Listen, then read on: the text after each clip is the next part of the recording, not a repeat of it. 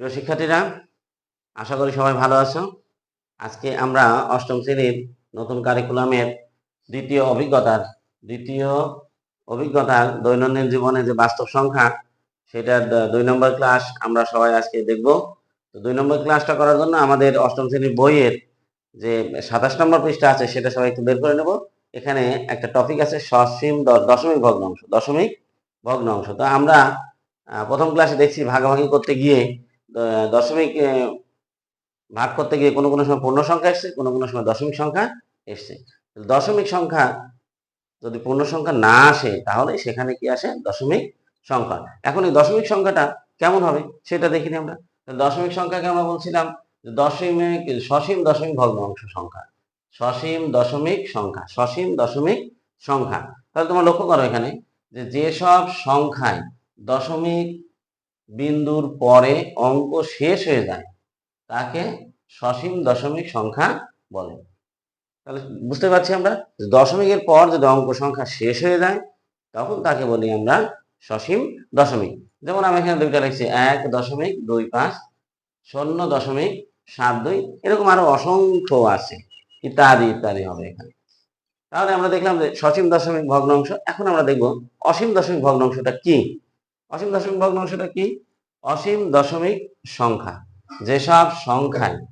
যেসব সংখ্যায় দশমিক বিন্দুর পরে অঙ্ক শেষ হয় না তাকে অসীম দশমিক সংখ্যা বলে।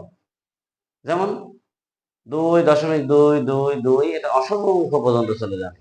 ঠিক একই রকম ভাবে যদি আমরা 0.723486 এরকম যেতে থাকে, আবার 1.3434 এরকম ইত্যাদি ইত্যাদি ইত্যাদি।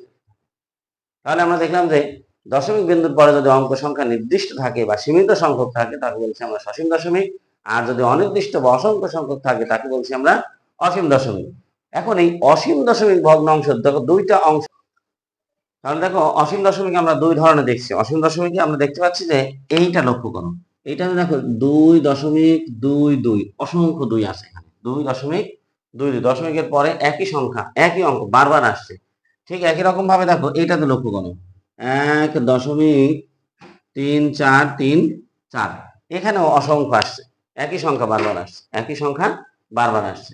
এবং এখানে দেখো যে কোনো অঙ্কর মিল নাই, যে 7, 2, 3, 4, 8, 1, 6, এখানে কোনো অঙ্ক সংখ্যার মিল নাই।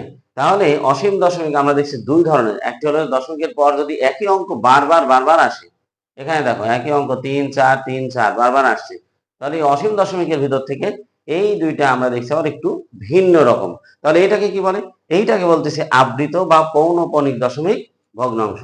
তাহলে দেখো যে কোন সংখ্যাটা আমরা দেখে নিই, কোন অসীম দশমিক সংখ্যার দশমিকে প্রকাশের পরে এক বা একাধিক অঙ্কের পুনরাবৃত্তি হলে তাকে আবৃত বা পৌনঃপণিক একটা শব্দ, তাহলে এখানে যুক্ত হবে পৌনঃপণিক দশমিক ভগ্নাংশ বলে। তাহলে আমরা পৌনঃপণিক দেখলাম কোনগুলা?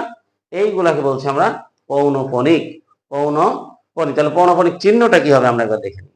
পৌনঃপণিকের চিহ্নটা বা আবৃত বা পৌনঃপণিক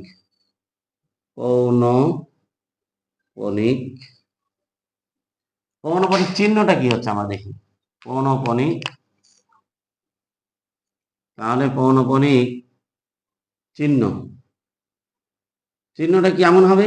চিহ্নটা হবে আমাদের কোনো সংখ্যার উপরে, অঙ্কের উপরে এরকম একটি দাগ হবে, অথবা কি হবে, অথবা আমাদের কোনো অঙ্কের উপরে এইরকম একটা বিন্দু হবে একদম অঙ্কের মাথার উপরে। তাহলে আমরা এটা উদাহরণটা একবার দেখে নিই। মনে করো এই সংখ্যাটা 2.222, কতগুলা দুই? অসংখ্য দুই আছে এখানে। কতগুলা দুই আছে? অসংখ্য দুই। এই অসংখ্য দুইয়ের ভিতর থেকে তাহলে আমরা এটা সমান লিখতে পারি 2.2, একটা লিখবো। দুই কয়টা লিখবো? একটা লিখবো। এইটাকে আমরা এইভাবে মাথার উপরে একটা দাগ দিতে পারি।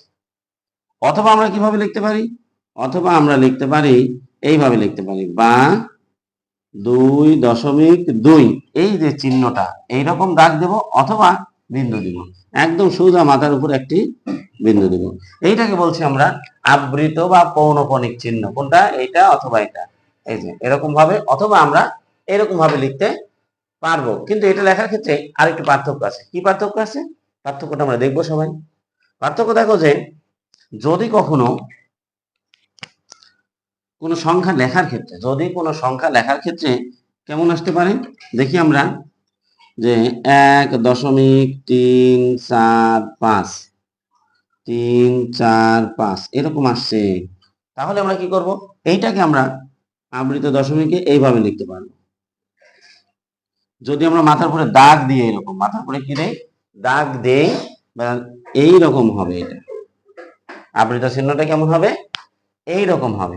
যদি আমরা মাথার উপরে টান দেই, কিন্তু যদি টান না দেই তাহলে কেমন হবে? তাহলে টান যদি না দেই তাহলে দেখো কেমন হবে। টান না দিলে 1.345।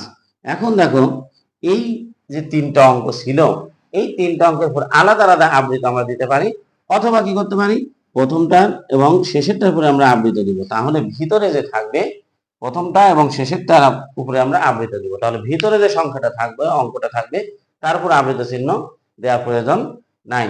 তাহলে দেখো, লক্ষ্য করো যে টান দিলে যদি দেই আমরা, যদি একের অধিক অঙ্ক চলে আসে সেই ক্ষেত্রে আমরা টান দিতে পারি, অথবা আমরা কি করতে পারি, টান দিলে সবার উপরে দিতে হবে, প্রত্যেকটা অঙ্কের উপরেই যেন এরকম দাগ থাকে। কিন্তু যদি আমরা এই রকম লিখি তাহলে প্রথমটা এবং শেষেরটার উপরে আবৃত চিহ্ন থাকবে, আর মাঝখানে যেগুলো অঙ্ক থাকবে তাদের উপর কোনো আবৃত চিহ্ন থাকবে না।